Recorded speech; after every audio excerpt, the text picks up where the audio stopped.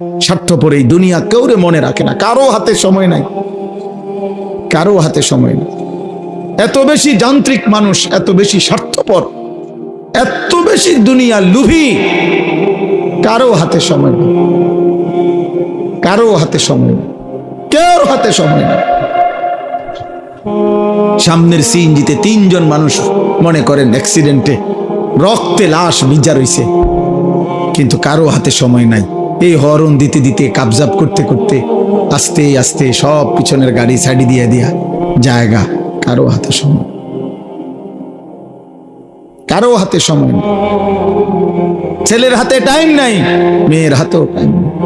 সংসার বড় হইয়া গেছে, জিফুতের পরীক্ষা, বাচ্চা কাচ্চার এই হইছে সেই হইছে।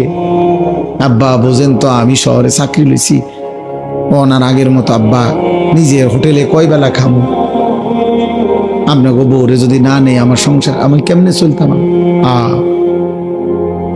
বাবা মুসাফিরের মতো, মা মুসাফিরের মতো, কনকনে শীতের রাতে বৃদ্ধ নারী, বৃদ্ধ মা 1 গ্লাস গরম পানি কেউ এনে দিবে এমন লোক নাই।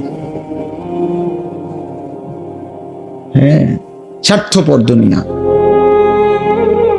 তাই আখিরাত, যাদের জন্য সুদ নিলেন, যাদের জন্য কিস্তি নিলেন, যাদের জন্য মিথ্যা বললেন, যাদের জন্য কাস্টমারকে ঠকাইলেন, যাদের জন্য 2 নম্বরই রোজগার করলেন, এই নাফরমান মুসলমান, সেই সন্তান আজ আপনাকে ছেড়ে চলে গেল কেন?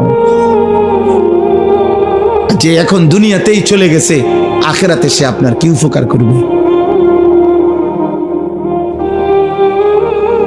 হ্যাঁ, কেমনে বোকামি করলেন? কেন বোকামি করলেন? অথচ আপনার মৃত্যুর পরেও ছেলে পেলে ঠিকই দুনিয়া চালাইতে পারত। আমনে বিল্ডিং করে না দিল, এতিম বাচ্চারও বিল্ডিং হয়। এমন অসংখ্য এতিম সন্তান যে তার বাবাকে জন্মের সময়ও দেখে নাই, পরবর্তীতে তার বাড়িও হয়েছে, গাড়িও হয়েছে, বিল্ডিংও হয়েছে, বিয়েও করছে, বাচ্চা কাচ্চাও হয়েছে। কোনো কিছু আপনার জন্য আটকায় নাই। দুনিয়া আটকায় না, দুনিয়া সবাই পারে মিয়া। ফালতু এই দুনিয়া, তুচ্ছ এই দুনিয়া, খোদার কসম এটা কিচ্ছু কঠিন না। একটা পিঁপড়া পর্যন্ত তার দুনিয়া চালাইতে পারে, একটা কুত্তা তার দুনিয়া চালাইতে পারে, একটা শূকর তার দুনিয়া চালায় নিতে পারে। আপনার ছেলে পারবে না কেন? কেন পারবে না বেটা? আমি থাকতে জিফুতেরে যদি গদ দুয়ার জমি জমা লাইন করে না দিতারি, আমার মরের পরে তারা কি করব? তারা চিরা খাইব আমনের মরার পরে। আমনে থাকতে শুধু ভাত খাই।